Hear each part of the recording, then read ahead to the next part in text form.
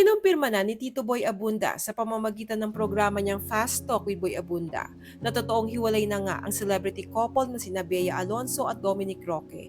Ito ay ayon mismo sa mga good sources. Ani Tito Boy, ako'y nalungkot ho talaga dahil madalas pag nagkikita kami ni Bea ay nagkakakwentuhan ho kami tungkol sa buhay, tungkol sa kanila, their marriage plans, etc. So I was shocked. As we talk today, yes, hiwalay po si Dominic at saka si Bea. Bagaman sinusubukan pa rin umano ni na Bea at Dominic na intindihin ang panig ng bawat isa habang pinagdaraanan ang malaking challenge na ito sa kanilang relasyon. Gayunpaman ay walang nakakaalam kung malalampasan nila ito. Pero ibinalik na rin daw ni Bea ang engagement ring kay Dominic. Hiling ni Tito Boy, may God grant them what is best for them. Nilinaw rin ni Tito Boy ang mga issue na ikinakabit sa breakup ng dalawa. Una ay ang tungkol sa prenuptial agreement na siya umanong dahilan ng hindi pagkakasunduan ni na Bea at Dom.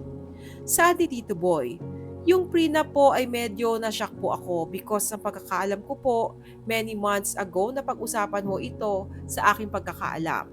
Anya pa, si Dominic daw ang nag-volunteer na gawin ang prenup agreement.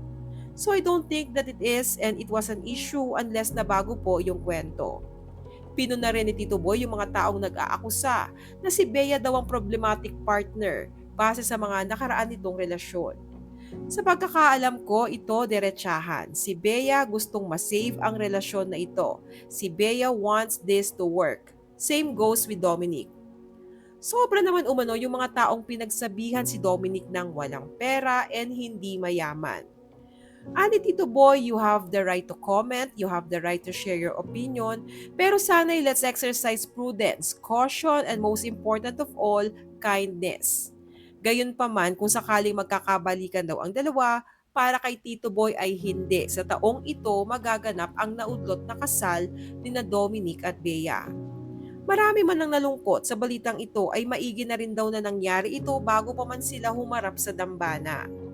Matatanda ang nag-surprise proposal si Dominic kay Bea noong July 18, 2023 sa Las Casas, Filipinas de Acusar sa Bataan. Naiyak pa nga si Bea noon sa sobrang kaligayahan. At sobrang saya din ni Dominic na nag-yes si Bea sa alok niyang kasal.